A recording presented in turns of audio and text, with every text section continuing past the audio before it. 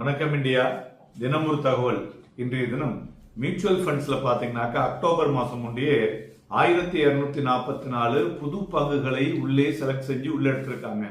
இது வந்து hitting fresh highest இந்த 5th ஸ்டேட் மந்த்னே சொல்லலாம். ஸோ இது வந்து இதனால என்ன ஆகுதுன்னு பாத்தீங்கன்னா, இந்த நியூ ஸ்டாக் அடிஷன்ஸ்னால அவங்களுடைய என்ஏவியில வந்து ஒரு பெட்டரா காமிக்க கொடுக்க முடியும். ரெண்டாவது ஒரு better exposure to the industry அப்படின்னு சொல்லலாம். ஸோ இந்த இயர் ஆன் இயர் பார்த்தீங்கன்னா கிட்டத்தட்ட 15.2% அதிகரித்திருக்கிறது.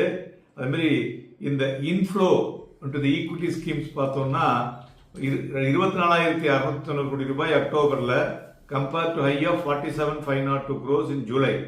ஸோ இது வந்து இந்த ஆன்கோயிங் கேலண்டர் இயர்ல வந்து ஒரு பெட்டர் இன்புட்டை கொடுத்தாலும் இப்போ வந்து இதுல பாத்தீங்கன்னா டியர் 3 சிட்டிஸ் அதுல பாத்தீங்கன்னா நிறைய பேர் வந்து முதலீடுகளை அதிகமாக ஆக்கியுள்ளார்கள். அது வந்து ஒரு குறிப்பிடத்தக்க விஷயம் சொல்லலாம்.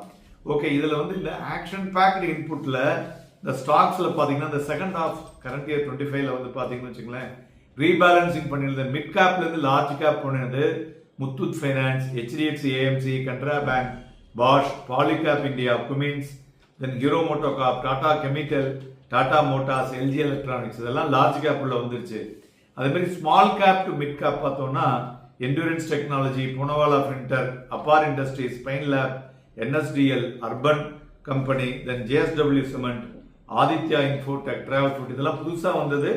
ஸோ ஸ்மால்ல இருந்து மிட்டா வந்திருக்கு.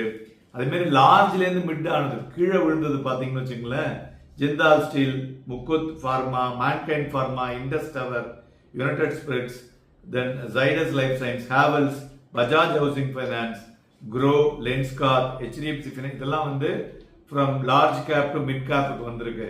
அதே மாதிரி from mid cap to small cap போனது பார்த்தோம்னா AW Agri, central bank, Exide, KPIT technologies. So அதனால இதெல்லாம் வந்து நம்ம முக்கியமா பார்க்க வேண்டியது.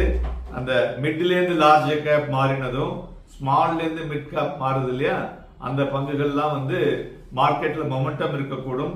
ஸோ அதனால மியூச்சுவல் ஃபண்ட்ஸை பொறுத்தவரையிலையும் அந்த ஸ்மால் கேப் ஃபண்ட்ஸ் வந்து எக்ஸ்போஷர் டு லார்ஜ் கேப்ல சொன்னோம் இல்லையா, அது வந்து ஒரு லிக்விடிட்டியை ஜாஸ்தி கொடுக்கக்கூடும், வாலட்டிலிட்டியும் இருக்கக்கூடும் எதிர்பார்க்கலாம்.